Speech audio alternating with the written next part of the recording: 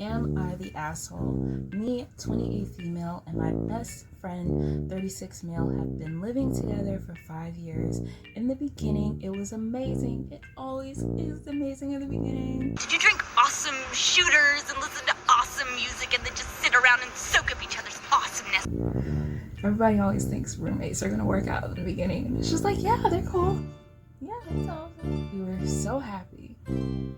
Took trips together and created a really comfortable life under the same roof. 3 months ago, we moved into a beautiful new house, period. It's more expensive and much bigger, period. Lily's fully adapted for my needs. I'm chronically ill, disabled, and a wheelchair user. It is very well adapted for his needs too, as he has a much bigger room, working space, and fast internet. It felt like a fresh start, a real step forward. What happened, Fran? Girl. Girl. Since the move, he's only actually stayed in the house a total of 9 nights. Alright. The rest of the time, I'm not seeing a problem with that. I think we need to move Lonzo. That ain't no problem. Huh? The rest of the time he's been staying elsewhere, working on a project he's really passionate about. I'm proud of him, truly, but meanwhile, the house has become just a dumping ground for him. Laundry everywhere. Ooh, dirty dishes left out. Food left to rot. Disgusting. And you're 36? I'm 36! Yeah. Ooh.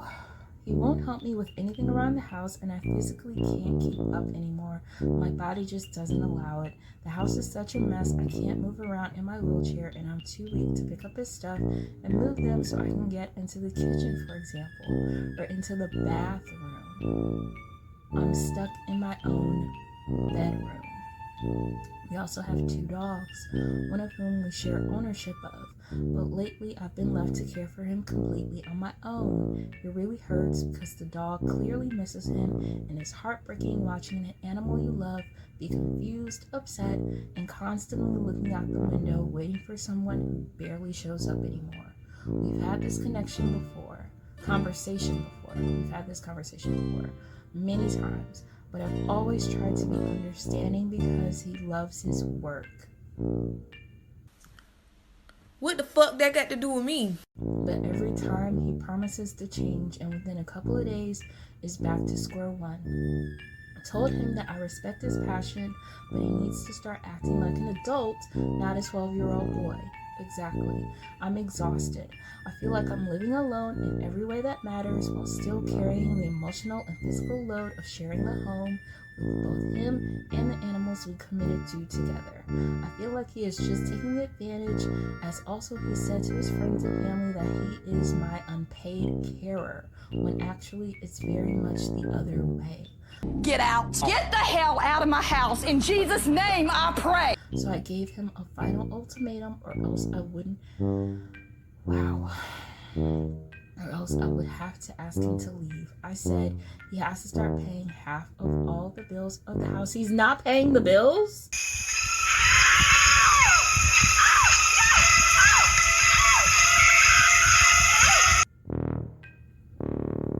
He has to treat this house like a home, not a dumping ground. He has to show up for his dog. He has to stop using the unpaid carer label, as we've never had a discussion about that. And also, when we first met, I said my health will get worse, but I never want you to take up any formal or informal roles of carer. And 2, he is using it for clout. Wow. Hello. I'm waiting for you in the park. We will help poor people together.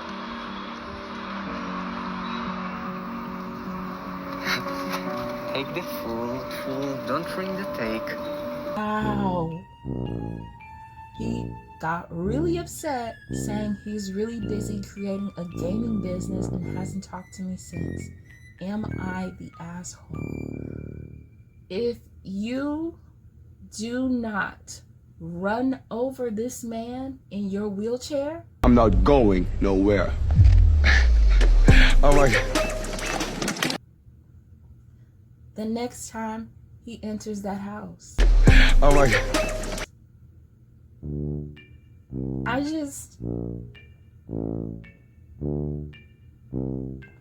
People really be trying. People really be trying.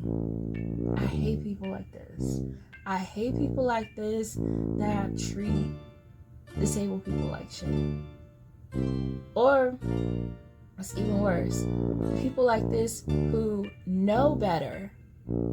They know to do better, but they know that they can get away with it because that disabled person will have a hard time fighting against them or advocating for themselves. First off, why is he not paying half of the bill? You my roommate. We both live here. You don't have to raise your voice. You pay you! Money, bitch! Hey, don't call me bitch! I'm a grown man! God, you're mean. We're not together. We're not together. I am, like, we love each other and we cool or whatever, but we are not a conjoined unit. We are not a family. Like, why is this disabled person in this wheelchair who has a chronic illness? So, chronic means, well, let me look up the definition because, you know, people be like, oh, that's not what it means. That's not what Webster Dictionary said.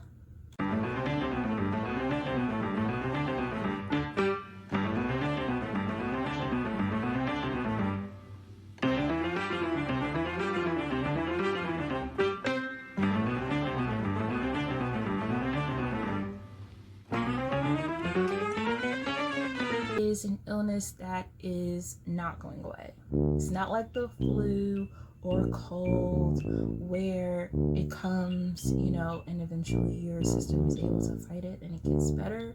Chronic illness is something that you are going to have from, you know, the time it appears in your life until the time that you die. It's something like asthma or having an allergy or being diabetic. Those things are chronic illnesses. They are often characterized by the disability in which it's placed on your body. So that's what chronic illness is. But yeah, this person has a chronic illness, something that is not going away, something that has them, you know, they need a mobility aid. And we came into this house because it has more room for both of us. It's more accessible, it sounds like. And the roommate is taking all of that away by leaving their things everywhere and making it really hard for that person to get around, making it really hard for that person to go to the bathroom. It's a basic human right to be able to take a fucking shit when you need to. What? And oh my god, this is, I would strongly advise this person to reevaluate the friendship that they have with this best friend who is a 36-year-old male who cannot be bothered to clean the dishes or take out their own damn trash. Let me look at y'all. That's not your friend. That's not your friend. That is not your friend. She don't like you. You know? And I understand there are phases in relationships. Sometimes, you know, people have work duties, they have things to do, you know, they have girlfriends, they have boyfriends, they have they friends, whatever, partners, where it's like, okay, I'm not going to be hanging out with you as much as I used to. I'm not going to be around the house as much as I used to. I got stuff to do and places to be. That's fine. Handle your business at home, though. Like, if you're not going to be at home, and we have a pet together, and you know you're supposed to be taking care of this pet, and then 50% of the time that pet is going to have to go with you, or going to have to go to doggy daycare, or you're going to have to make some other arrangement. All that responsibility should not be on this one person. Oh my god, I would move out, but I know, speaking as a disabled person, I know how hard it is to move. When you found a place that's like acceptable for your disability, and you can get around, and it's a nice neighborhood, and you ain't gotta worry about no cockroaches, no ants, no rats up in that place. You got a landlord to actually pick up the phone. You be like, thank God.